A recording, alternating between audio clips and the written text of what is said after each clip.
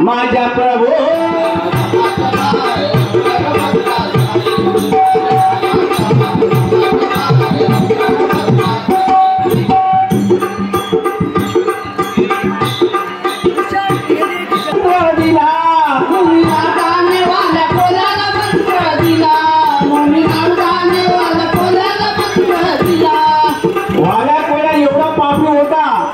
की त्याने 7 रांजण भरले होते. एक एक माणूस मारायचा, एक एक दगड टाकायचा, असे 7 रांजण भरले होते.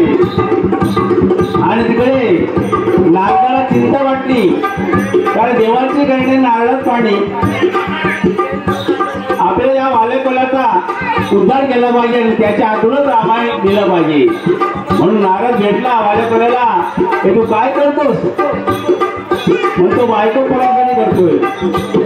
मग तुझे काय करतोस वाईट गोष्ट, याला तुझी बायका कोणा तुझ्या बापाला वाटेकार आहेत का? तुला तू मला माहित नाही, जा घरी जाऊन जाऊन. बायकाने विचारला, तो मी जे करतो तुमच्यासाठी, मी जे पाप करतो त्याला वाटेकारी होशील का?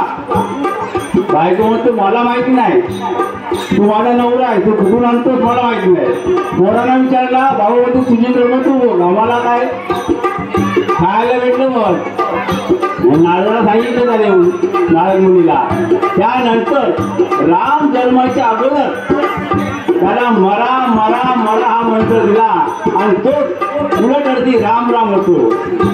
म्हणून तसं बघा पाहायला गेलं तर रामापेक्षा राम मोठा आहे.